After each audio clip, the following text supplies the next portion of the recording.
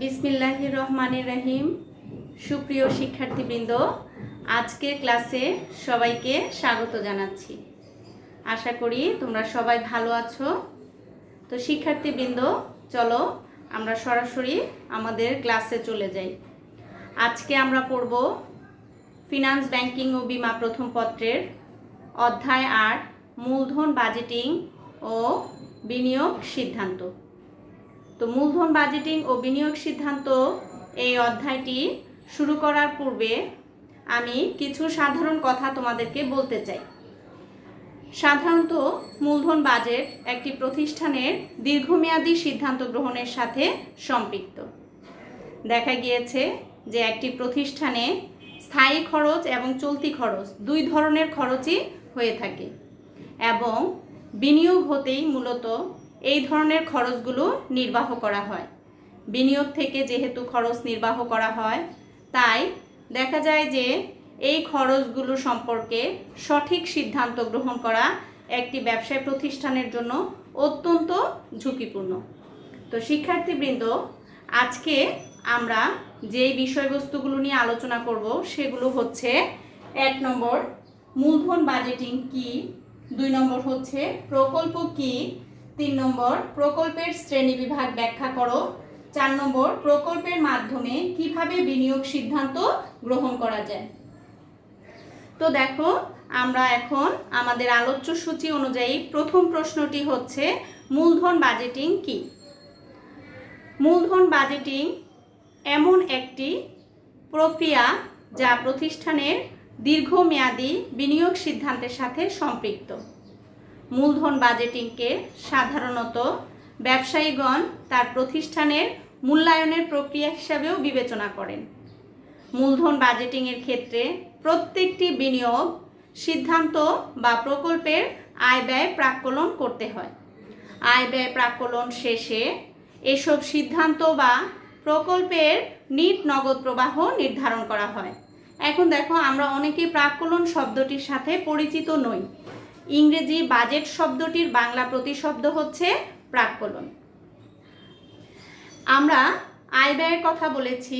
সাধারণত আয় বলতে বিক্রয় থেকে অর্জিত অর্থ এবং ব্যয় বলতে কাঁচামাল খরচ এবং পণ্য উৎপাদন খরচ ও অবচয় সহ অন্যান্য খরচকে বোঝায়। আয় থেকে ব্যয় বাদ দিলে মোট মুনাফা পাওয়া যায় এবং মোট মুনাফা প্রতিষ্ঠানের মোট মুনাফা থেকে কর বাদ দিলে নিট মুনাফা পাওয়া যায়। আবার নিট মুনাফার সাথে অবচয় যোগ করলে নগদ আন্তঃপ্রবাহ পাওয়া যায়। এই নগদ আন্তঃপ্রবাহের সাথে প্রারম্ভিক বিনিয়োগ বা নগদ বহিঃপ্রবাহের সাথে নগদ আন্তঃপ্রবাহ তুলনা করলে নিট নগদ আন্তঃপ্রবাহ পাওয়া যায়।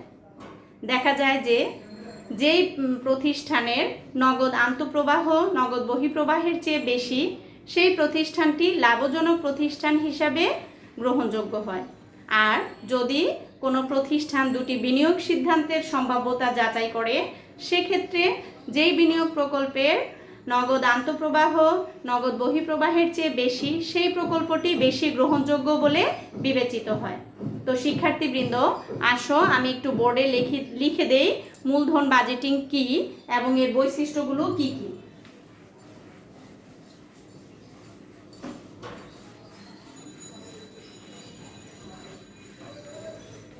মূলধন বাজেটিং আসলে একটি ইংরেজি শব্দ। এটাকে আমরা ইংরেজিতে, বাজেটিং শব্দটি একটি ইংরেজি শব্দ আর মূলধন তো বাংলা শব্দ। তো মূলধন বাজেটিংকে আমরা যদি ইংরেজিতে বলি, এটিকে বলা হয় ক্যাপিটাল বাজেটিং বা মূলধনী আয় ব্যয় প্রাক্কলন। তো সহজ কথায় মূলধন বাজেটিং বলতে আমরা কি বুঝি?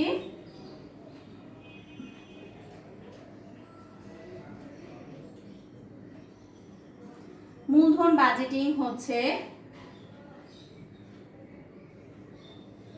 একটি প্রতিষ্ঠানের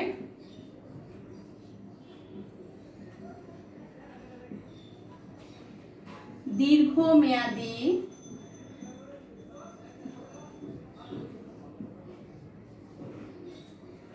বিনিয়োগ সিদ্ধান্ত গ্রহণ করাকে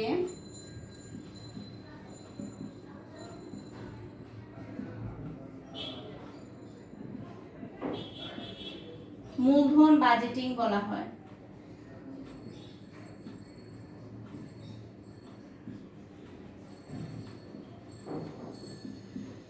তো মূলধন বাজেটিং এর এই সংজ্ঞা থেকে আমরা মূলধন বাজেটিং এর বেশ কিছু বৈশিষ্ট্য দেখতে পাই। তো মূলধন বাজেটিং এর এই যে সংজ্ঞা দেওয়া আছে, একটি প্রতিষ্ঠানের দীর্ঘমেয়াদী বিনিয়োগ সিদ্ধান্ত গ্রহণ করাকে মূলধন বাজেটিং বলা হয়।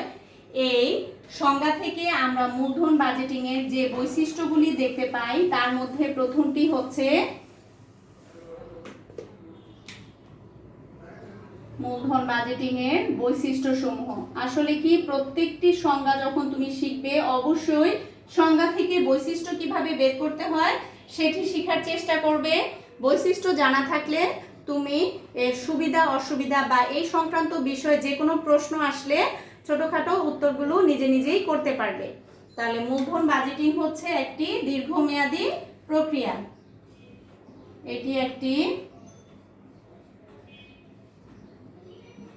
দীর্ঘমেয়াদী প্রক্রিয়া। সাধারণত কোনো স্বল্পমেয়াদী সম্পদের জন্য মূলধন বাজেটিং কাজটি করা হয় না। একটি প্রতিষ্ঠানের জন্য ভূমি, দালান কোঠা, যন্ত্রপাতি, কলকবজা ইত্যাদি দীর্ঘমেয়াদী সম্পদে বিনিয়োগের জন্য সাধারণত মূলধন বাজেটিং করা হয়। তারপরে আমরা মূলধন বাজেটিং এর যে দ্বিতীয় বৈশিষ্ট্যটি বলতে পারি যে দীর্ঘমেয়াদী পরিকল্পনা বাস্তবায়নের জন্য এই কাজটি করা হয়ে থাকে। দীর্ঘমেয়াদী পরিকল্পনা বাস্তবায়ন করা মূলধন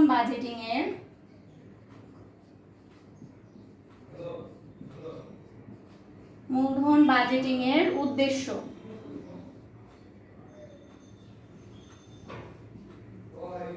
এছাড়া দীর্ঘমেয়াদী সিদ্ধান্ত গ্রহণের জন্য মূলধন বাজেটিং ব্যবহার করা হয়ে থাকে। তারপরে 3 নম্বর যে বৈশিষ্ট্যটি আমরা দিতে পারি যে বিভিন্ন প্রকল্প হতে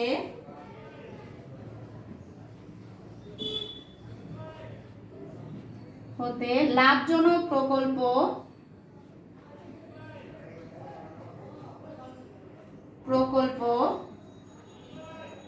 বাছাই করা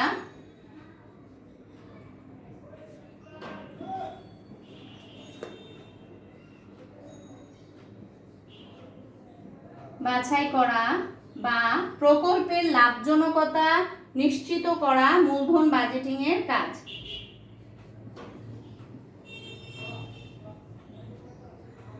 আর মূলধন বাজেটিং সব সময় ভবিষ্যৎকে সামনে রেখে বর্তমানে বসে করা হয়ে থাকে। আর ভবিষ্যৎ সর্বদা অনিশ্চিত, তাই বলা হয় যে মূলধন বাজেটিং অত্যন্ত জটিল এবং কষ্টসাধ্য একটি কাজ।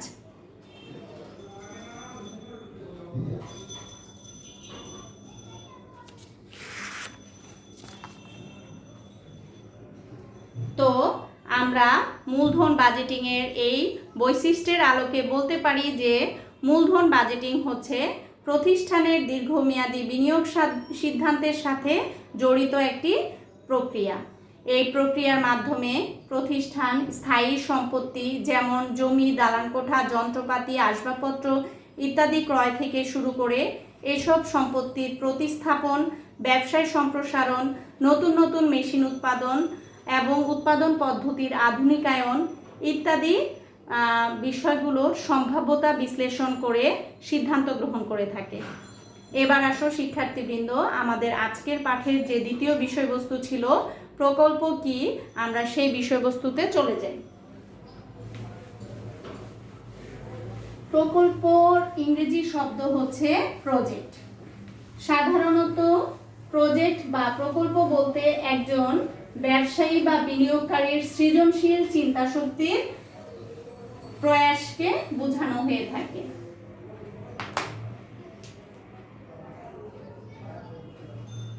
প্রকল্প বা প্রজেক্ট।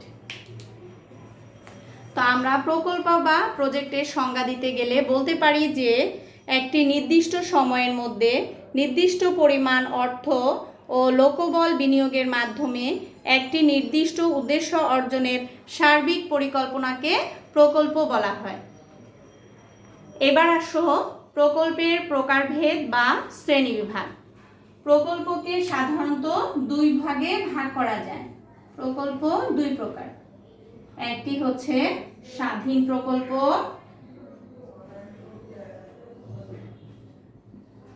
আর একটি হচ্ছে পরস্পর বর্জনশীল প্রকল্প।